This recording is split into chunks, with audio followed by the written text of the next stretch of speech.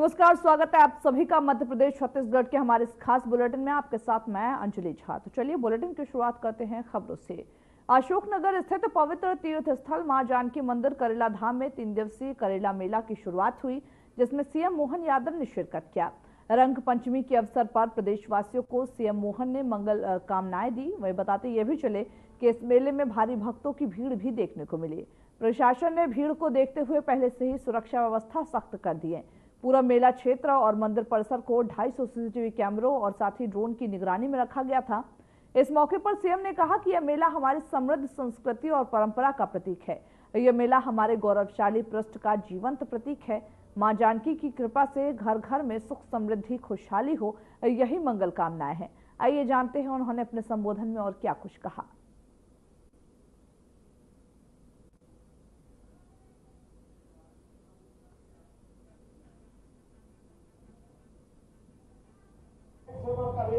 रेले चले आ रहा है और मुझे बताया गया है कि 10-12 लाख लोग तो दर्शन कर चुके हैं।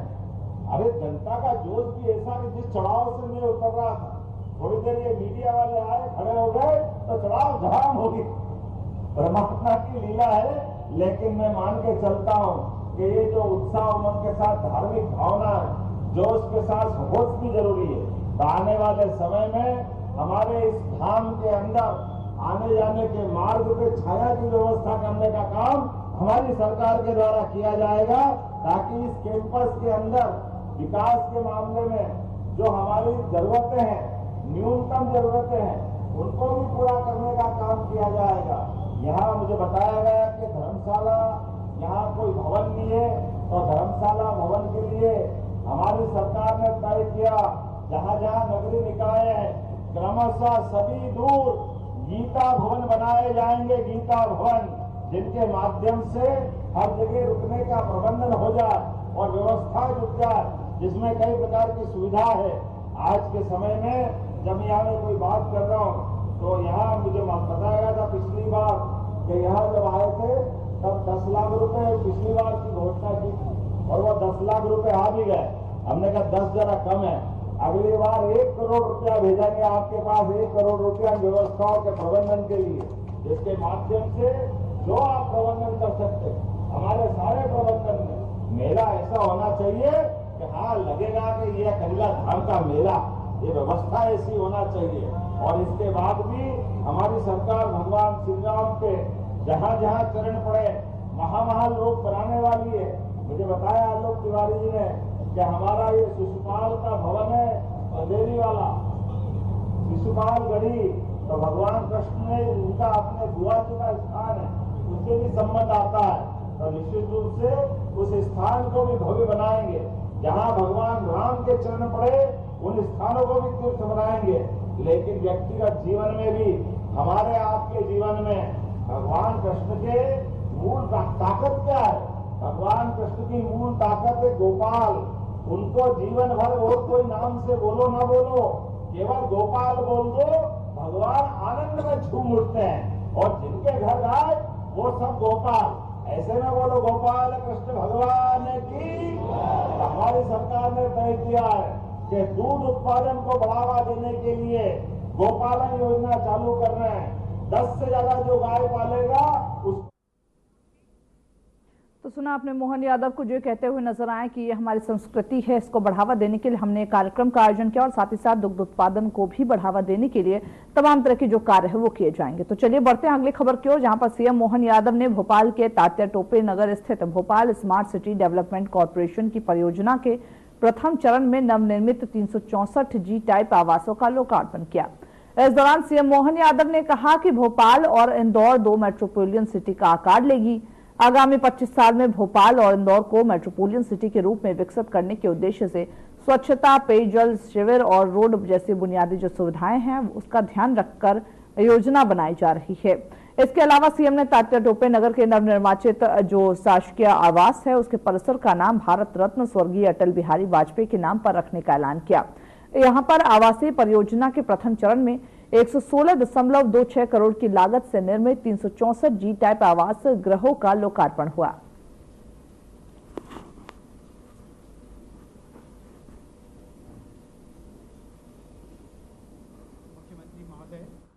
डिजिटल स्क्रीन पर गया यहाँ से सर्वानुमति रूप से कि ये हमारा नगर तो टीटी नगर कहलाता है, लेकिन ये परिसर का नाम डालना चाहिए।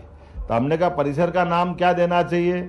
हमारे देश के दो प्रधानमंत्री, एक स्वर्गीय भारत रत्न अटल बिहारी वाजपेयी जी, दूसरे प्रधानमंत्री ये, लेकिन दोनों की विशेषता है दोनों ने पूरा जीवन राष्ट्र कार्य के लिए दे दिया। तो ऐसे में हम स्वर्गीय भारत रत्न अटल बिहारी वाजपेयी परिसर इस कैंपस का नाम घोषित करते हैं। पंडित अटल बिहारी वाजपेयी जी के नाम पर वह उनकी जन्म शताब्दी है, 100वां उनका जन्मोत्सव चल रहा है। तो मैं उम्मीद करता हूं इस परिसर का नाम अटल बिहारी वाजपेयी परिसर के नाम से जाना जाएगा। नगर निगम के माध्यम से इसका नामकरण करिएगा। उम्मीद करेंगे अटल जी की जन्म शताब्दी हमको ऐसे अद्वितीय व्यक्तित्व की सदैव स्मरण कराते रहेगी। मेरी अपनी ओर से पुनः बधाई। मुख्यमंत्री महोदय डिजिटल स्क्रीन पर एक सिंगल क्लिक के माध्यम से यहाँ लोकार्पण की बैठक में नवीन योजना अविरल निर्मल नर्मदा कैंप फंड के अंतर्गत वित्तीय वर्ष 2025 से 2026 से 2031 से 2032 के लिए योजना के लिए 124 करोड़ 46 लाख रुपए की राशि को मंजूरी दी गई है। इसके अलावा ही पशुपालन विकास सहित कई जो अन्य योजनाएं हैं उसको भी कैबिनेट ने अपनी मंजूरी दी है। सीएम ने कहा कि भोपाल में ग्लोबल इन्वेस्टर्स समिट के बाद निवेश के ठोस प्रस्ताव मिल रहे। राज्य सरकार द्वारा निवेश संवर्धन की नई नीतियों के अनुसार औद्योगिक इकाइयों की स्थापना के लिए पूरा सहयोग दिया जाएगा। सीएम ने अधिकारियों को निर्देश देते हुए कहा कि विभिन्न क्षेत्रों में निवेश के लिए संबंधित जो विभाग प्रस्ताव के आवश्यक परीक्षण का कार्य पूरा कर उद्योग स्थापना में सहयोग करें। बैठक में जानकारी ये दी गई कि नवीन प्रस्तावों से लगभग 13,000 व्यक्तियों को रोजगार प्राप्ति की संभावना है। भोपाल में बड़वई आईटी पार्क प्रारंभ होने से 870 लोगों को प्रत्यक्ष और अप्रत्यक्ष रूप में रोजगार मिलने की संभावना है।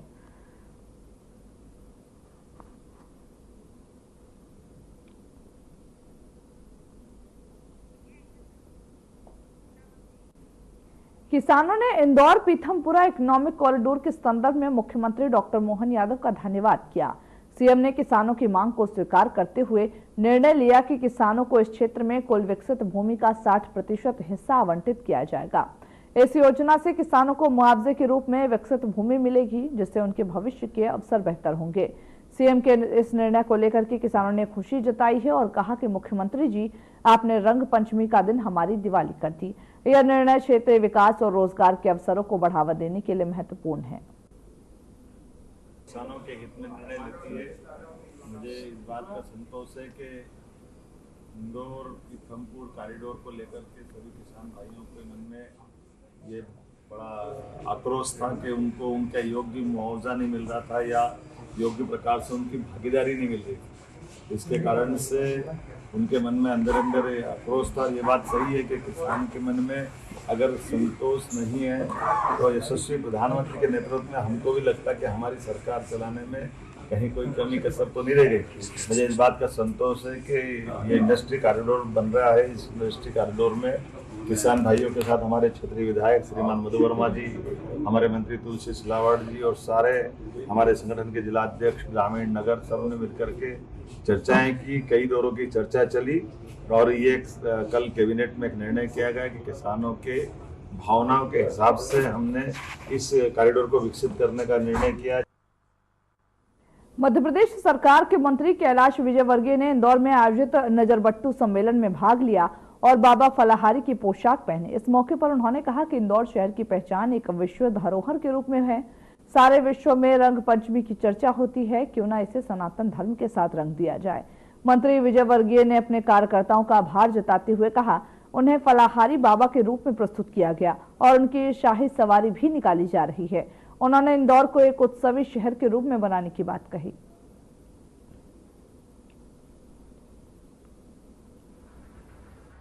पहचान एक विश्व धरोहर के रूप में है और सारे विश्व में रंग पंचमी की चर्चा होती है, क्यों न इसको सनातन धर्म के साथ रंग दिया जाए। और इसीलिए अभी प्रयागराज में जिस प्रकार हमारे संतों की यात्रा निकली, प्रयागराज शाही सवारी निकली है, आज ये हमारे कार्यकर्ताओं ने पितरेश्वर धाम के फलाहारी बाबा बनाया है मुझे, और आज उनकी यहाँ पर सवारी निकल रही है, शाही सवारी निकल रही है। और मुझे सौभाग्य दिया है कि त्रिशूर धाम के फलहारी बाबा बनने का। हम सब मिलकर इंदौर शहर की पहचान एक उत्सवी शहर के रूप में मनाते हैं।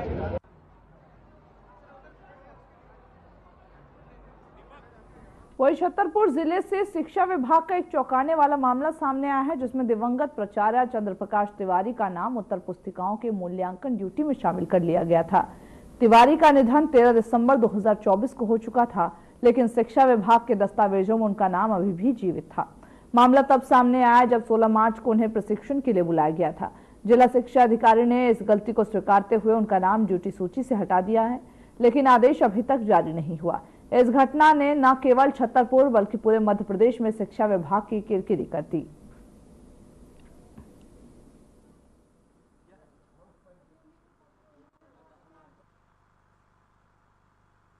अभी तो संख्या नहीं बता पाएंगे, संख्या में ले लेने वाले संख्या अभी उपलब्ध कराते हैं, उसके बाद हम आपको नहीं अभी बिल्कुल नहीं बता पाएंगे इस टाइप से।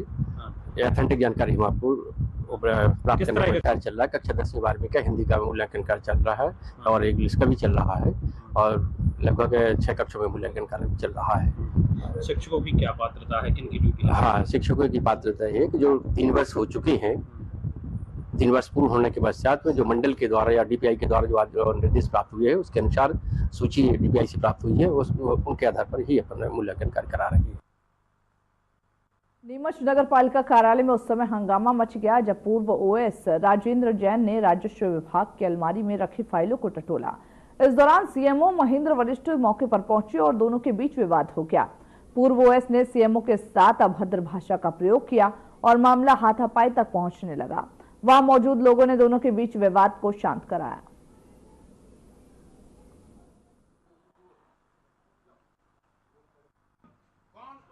कर्मचारी को डराना, फाइलें मांगना और दलाली वाले काम करना।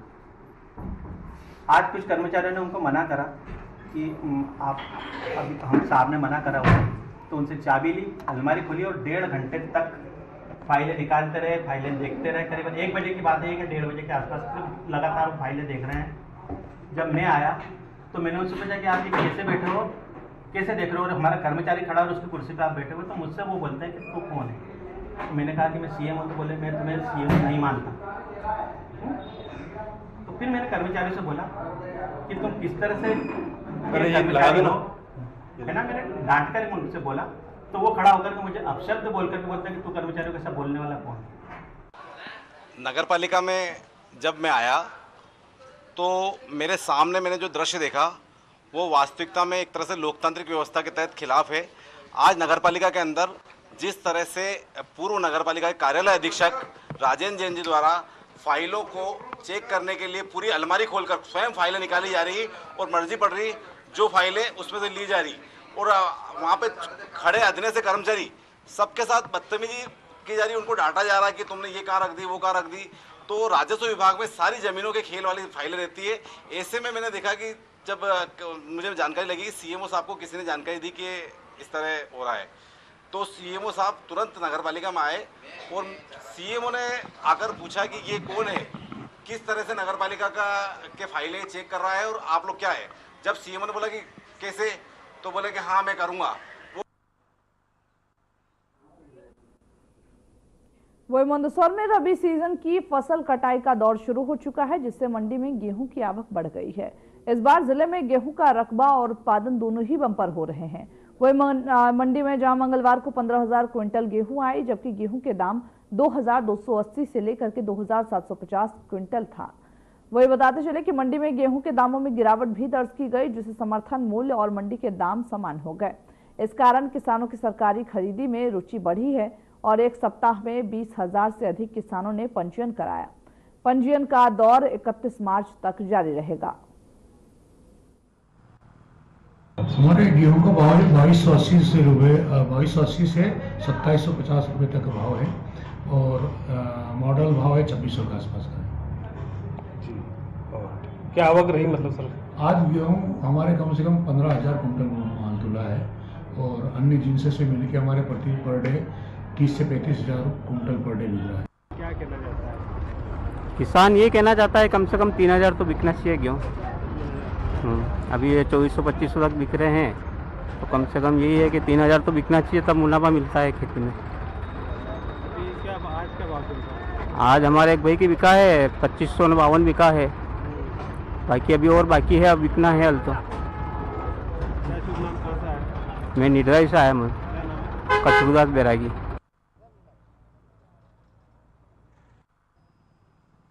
वही मध्य प्रदेश के बैतूल जिले के गंज क्षेत्र में 2 अज्ञात हमलावरों ने व्यापारी अशोक पवार को गोली मार दी, जिससे पूरे क्षेत्र में सनसनी फैली हुई है। वहीं अशोक को गंभीर हालत में अस्पताल में ले जाया गया, जहां उसे मृत घोषित कर दिया गया।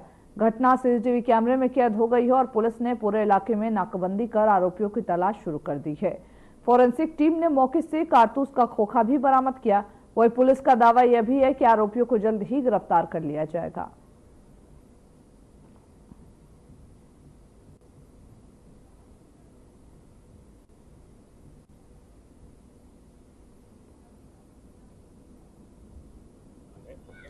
इसमें जो है अशोक पवार और उनके दोनों भाई, 3 भाई जो है अपने मिलकर के दुकान चलाते हैं। तो रात के करीबन 9:30 बजे अशोक पवार जो महिला भाई हैं इनके, ये जो दुकान पर थे और 2 अज्ञात व्यक्ति जो सीसीटीवी फुटेज में देखे गए हैं आए, जिनमें से एक ने जो है दुकान के अंदर जाकर के इन पर फायर किया है। और इस के बाद जो है आरोपियों की लगातार जो है पतारसी और साक्ष्य जुटाए जा रहे हैं उनकी धरपकड़ के लिए, और अभी मृतक का जो है पीएम कराया जा रहा है। कितनी गोली लगी थी?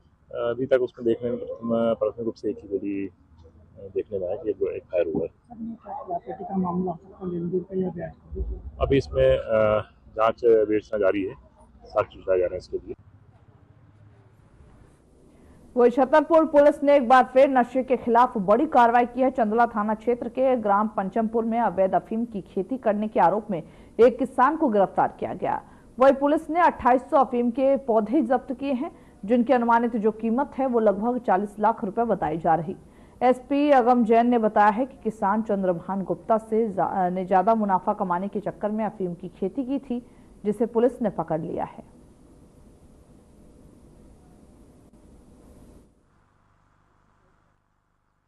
आज चंदला थाना क्षेत्र में हमारी पुलिस के द्वारा कार्रवाई की गई है, जिसमें लगभग 2800 पौधे पूरे खेत से जब्त किए हैं और उसमें 43 किलो लगभग जो 40 लाख का अफीम था उसको जब्त किया गया है। और इसी प्रकार से हम लगातार कार्रवाई कर रहे हैं। 2-3 दिन पूर्व भी बमीठा थाना क्षेत्र में कार्रवाई हुई थी, जहां 5000 पौधे अलग अलग जगह से पकड़े गए थे और उसमें भी लगभग 1 करोड़ का पूरा जो ड्रग्स था उसको बरामद किया गया था। इस प्रकार से पिछले कुछ दिन में लगभग 1.5 करोड़ का जो अफीम है उसको जब्त किया गया है और वैधानिक कार्रवाई की जा रही है।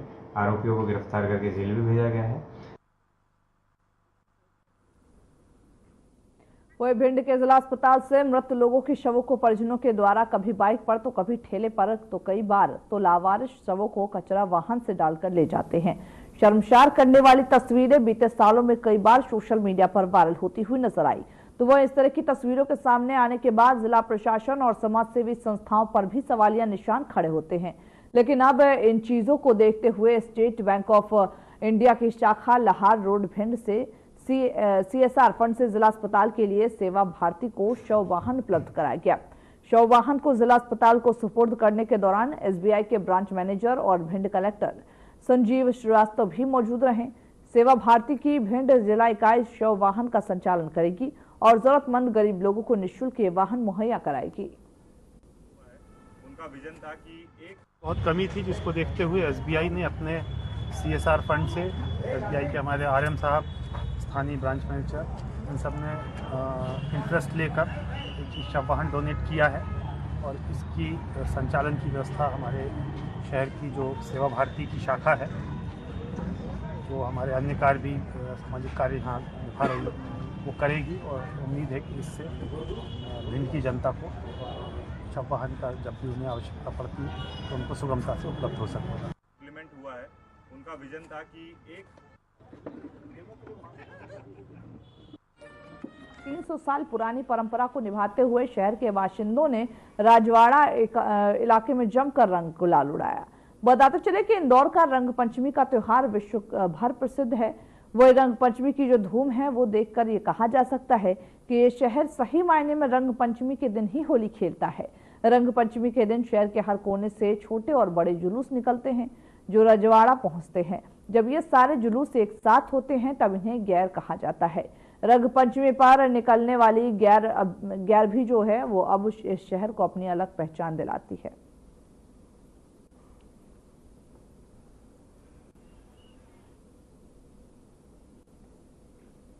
बुंदेलखंड अंचल में रंग पंचमी के मौके पर फाग के रंग में थिरकते हुए लोग नजर आए, जहां फाग जो बुंदेलखंड अंचल का सुप्रसिद्ध गायन है, इस दिन विशेष रूप से मनाया जाता है।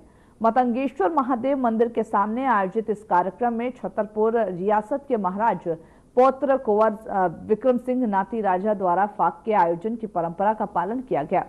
इस अवसर पर क्षेत्रीय लोगों के साथ साथ विदेशी पर्यटक भी इस रंगीन समारोह का आनंद लेते हुए नजर आए। हालांकि हजारों की संख्या में लोगों ने इस कार्यक्रम में भाग भी लिया।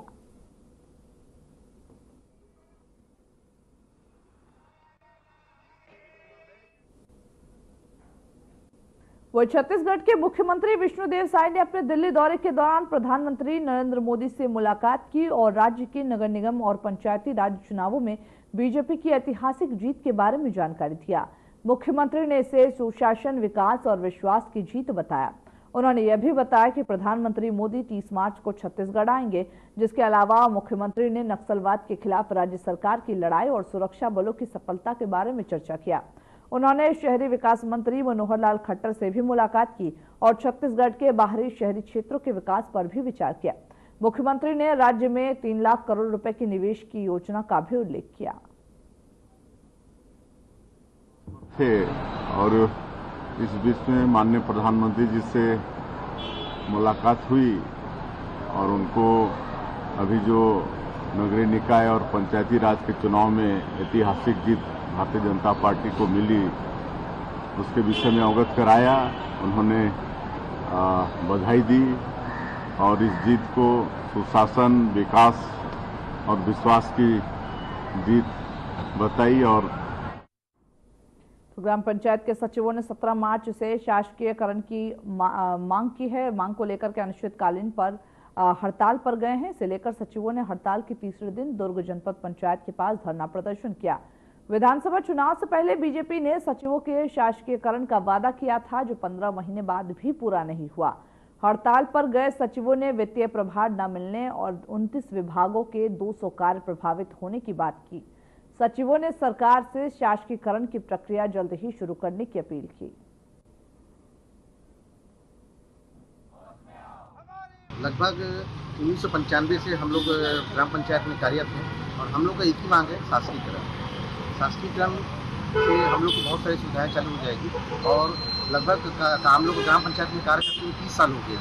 कोई भी अगर कर्मचारी रहता है तो वो चाहता है कि उनका प्रमोशन हो, उनको कुछ अच्छा मिले अगर वो रिटायरमेंट जा रहा है। लेकिन ये सचिव में ही भर्ती होता है और सचिव से ही रिटायरमेंट होता है। और इस बार जब विधानसभा चुनाव शुरू होने वाला था तो आदरणीय विजय बघेल द्वारा हम लोग के अपने घोषणा पत्र में, जो बीजेपी का जो घोषणा पत्र है, उसमें सचिव के शासकीयकरण का एक मोदी की गारंटी में डाला गया था। तो हम लोग को बहुत उम्मीद जा गई थी कि इस बार तो हमारा संकल्प पत्र में डला है, क्योंकि मोदी की गारंटी हो मतलब 100 दिन में उसको पूरा होना। प्रदेश पंचायत सचिव संघ के प्रांतीय आह्वान पर हम लोग 17 तारीख को विधानसभा का घेराव किए थे। उसमें एक प्रतिक्रिया हुई कि किसी विधायक महोदय ने हमारी मांगों के संबंध में प्रश्नकाल में उठाया था कि इन लोगों का जो शासकीयकरण की मांग है उसको एक समिति गठन कर जल्द पूरी करने की बात कही गई थी। लेकिन विधानसभा में ये सामने आया कि अभी तक समिति तो गठित की गई है लेकिन उनकी रिपोर्ट नहीं आई है। इस वजह से हम लोग पूरे पंचायत के सचिव, हम लोगों की जो मांग है शासकीयकरण का, वो बजट में नहीं आने के कारण पूरे प्रदेश के पंचायत सचिव नाराज हैं और हम यही अपेक्षा और विश्वास करते हैं कि हमारी मांग जल्द पूरी होगी। हम माननीय मुख्यमंत्री महोदय से निवेदन करते हैं कि हमारी जो पंचायत सचिव की मांग है शासकीयकरण वो जल्द पूरी की जाए। तो हमारे ग्राम पंचायत में अभी नवनिर्वाचित सरपंच, उप सरपंच सब नियुक्ति हुए हैं। उनको हमें वित्तीय प्रभार नहीं दिए हैं, चार्ज नहीं दिए हैं, जिससे उनको अभी अनभिज्ञ है और सचिव के बिना उन लोग कुछ कर ही नहीं सकते, क्योंकि हम लोग अभी खाता संचालन के लिए कोई स्पेसिमेन चेंज नहीं किया। कोई भी बैंक में थोड़ा भी कोई पैसा आहरण नहीं होगा ना। जैसे अभी प्रधानमंत्री आवास योजना सर्वे चल रही है, उनका सचिव के ऐप में, मोबाइल ऐप में पूरा गांव का सर्वे होना है। पेंशन के संबंध में आवेदन है, और जन्म मृत्यु है, विवाह पंजीयन, विवाह का शादी विवाह प्रमाण पत्र हम ही लोग बनाते हैं। और बहुत सारे ऐसे हैं जो मैदानी स्तर में सारी योजनाओं को मैदानी स्तर में हम लोग सचिव के बिना सरपंच अधूरा है, और सरपंच नव निर्वाचित है, वो अनभिज्ञ है। तो चलिए खबरों के हमारे इस बुलेटिन में बस इतना ही। मुझे दीजिए इजाजत। नमस्कार।